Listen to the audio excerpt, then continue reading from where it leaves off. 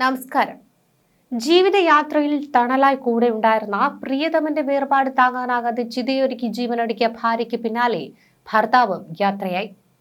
നെയ്യാറ്റിങ്കര ബ്ലാങ്ങാമുറിയിൽ നാടിന്റെ കണ്ണീരിലാഴ്ത്തിയ ദാരുണകരമായ വാർത്തയാണ് പുറത്തുവന്നത്. KSRTC റിട്ടയർഡ് ADO K ക്രിസ്തുദാസും ഭാര്യ നളിനകുമാരിയും ഇനി ഓർമ്മ. രോഗശയ്യയിലായ ഭർത്താവിന്റെ അവസ്ഥയിൽ മനംനൊന്താണ് നളിനകുമാരി ആത്മഹത്യ ചെയ്തത്. ഭാര്യയുടെ വിയോഗത്തിന് തൊട്ടു പിന്നാലെ ക്രിസ്തുദാസും മരണത്തിന് കീഴടങ്ങി. തിങ്കളാഴ്ച രാവിലെ 10:30യോടെയാണ് നെയ്യാറ്റിങ്കര വ്ലാങ്ങമുറിയിലെ തിരുമംഗലം അരുൺ കോട്ടേജിൽ നടക്കുന്ന സംഭവങ്ങൾ അരങ്ങേറിയത്. പക്ഷാഘാതമെന്ന് വർഷങ്ങളായി കിടപ്പിലായിരുന്ന ക്രിസ്തുദാസിന്റെ ആരോഗ്യനില കഴിഞ്ഞ ദിവസങ്ങളിലൊക്കെ വഷളായിരുന്നു. ഡോക്ടർമാർ ക്രിസ്തുദാസിന്റെ നിലയിൽ ആശങ്ക പ്രകടിപ്പിച്ചത് ഭാര്യ നളിനകുമാരിയെ വലിയ മാനസിക വിഷമത്തിലാക്കി. മൂത്ത മകനെ ആശുപത്രിയിൽ പിതാവിന് കൂട്ടിരിക്കുവാൻ പറഞ്ഞയച്ച ശേഷം വീട്ടിലെത്തിയ നളിനകുമാരി കടുത്ത തീരുമാനത്തിലേക്ക് നീങ്ങുകയായിരുന്നു. വീടിന് പിന്നിലായി വിറകുകൾ കൂട്ടിയിട്ട് മണ്ണെണ്ണയൊഴിച്ച് നളിനകുമാരി സ്വയം ചിതയൊരുക്കി.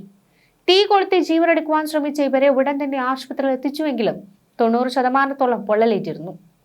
ഒടുവിൽ ചൊവ്വാഴ്ച പുലർച്ചോടെയാണ് നളിനകുമാരി മരണത്തിന് കീഴടങ്ങിയത്.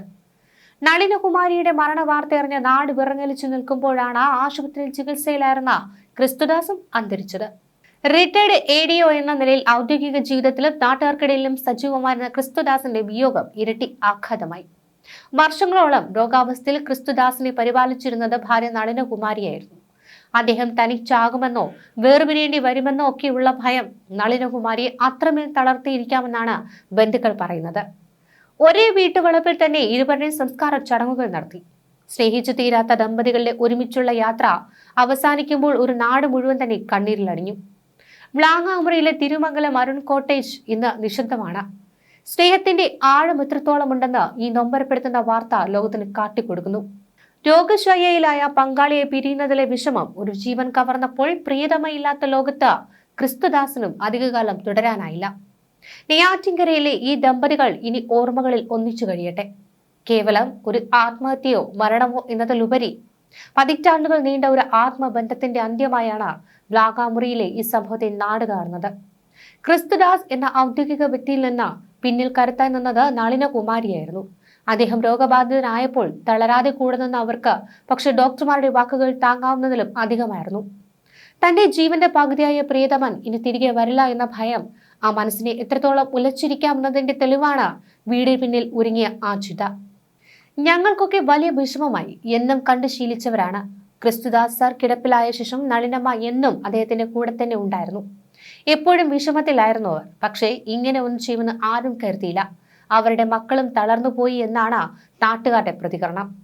വാർദ്ധക്യത്തിലെ രോഗാവസ്ഥകളും പങ്കാളിയുടെ വേർപാടും സൃഷ്ടിക്കുന്ന മാനസിക സമ്മർദ്ദങ്ങളിലേക്ക് കൂടി ഈ ഒരു സംഭവം വിരൽ ചൂണ്ടുകയാണ്.